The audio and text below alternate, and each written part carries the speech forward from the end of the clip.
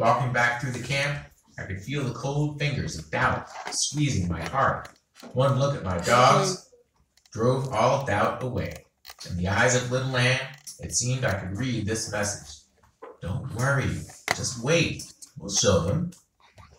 That night, Grandpa said, tomorrow they'll have a contest for best looking hound. Which one are you going to enter? I told them I didn't think I'd enter either one of my dogs. They were so little. I didn't think they had a chance. Grandpa got all puffed up. He said, it does make a difference how little they are. They're coonhounds, aren't they? I asked him if he had seen any of the other hounds. He said, yes, I've seen them all. Sure, they're big and good dogs, too, but it makes no difference. I don't care if your dogs are no bigger than a snuff can. They still have a chance. Now, which one are you going to enter? I couldn't decide. I said, I'll think it over tonight and let you know tomorrow. The next morning, when I stepped outside the tent, I saw men everywhere. They were combing and brushing their dogs and getting them pruned for the beauty contest. Beautiful combs and brushes were used to brush expensive oils into their glossy hair. Going over to my dogs, I stood and looked at them. I started to untie old Dan, but taking a closer look at him, I could see he could never win a beauty contest. His face and ears were a mask of old scars caused from the many fights with tough old coons and bobcats. He held his head in my hands. I held his head in my hands and felt sorry for him, but loved him that much more. I looked little Ann over and couldn't see any scars. I laughed because I knew why. She was too smart to walk right up in the face of a fight. She would wait till old Dan took hold and then dart in. I untied her rope and walked over to our tent. My grandfather and father were gone. No doubt they were over in some tent visiting old friends and making new ones.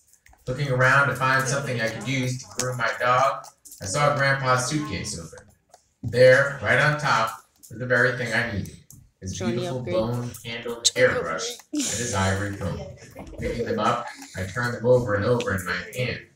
Little Ann stood looking at me. Impulsively, I reached down and raked her from shoulder to hip with a brush. She seemed to like it. I knew I shouldn't do it, but I decided to use them. Knowing I had no oils, I got some butter from our grocery box. With the homemade butter and Grandpa's hair set, I brushed her until she shone. All the time I was grooming her, she tried to lick butter from my hands.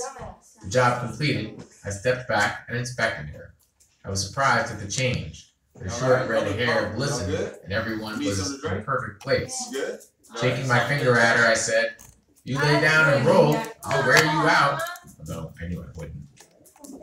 Hearing a lot of movement outside, I looked out.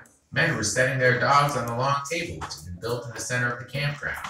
Leading little Ann to it, I picked her up and set her on the table too. I told her to act like a lady.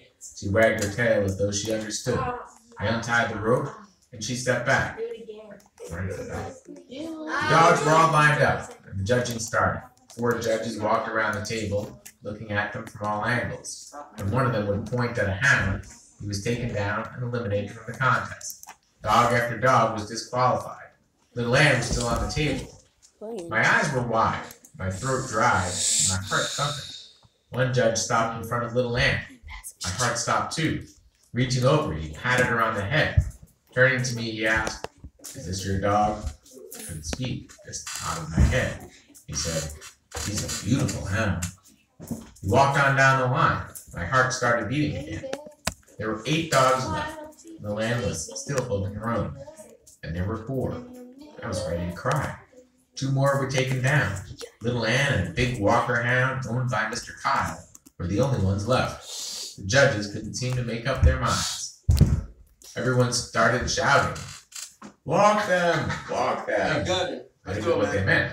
Mr. Kyle and I were told to go to one end of the table. Our dogs were placed at the other. Mr. Kyle snapped his fingers and called for the dog. The big hound started walking toward his master. What a beautiful sight it was. He walked like a king. His body was stiff and straight, his head high in the air, his large muscles quivered and jerked under his glossy coat. But something went wrong. Just before he reached the end, he broke his stride, turned, and jumped down from the table. A low murmur ran through the crowd. It was my turn. 3 times I tried to call the little lamb. Words just wouldn't come out. My throat was too dry. The vocal cords refused to work, but I could snap my fingers. That was all I needed. She started toward me. I held my breath. There was silence all around me. As graceful as any queen, with her head high in the air and her long red tail arched in a perfect rainbow, my little dog walked down the table. With her warm gray eyes staring straight at me, on she came. Walking up to me, she laid her head on my shoulder. As I put my arms around her, the crowd exploded. During the commotion, I felt Annie slapping me on the back and heard the word, "Congratulations!" time after time. The head judge came over.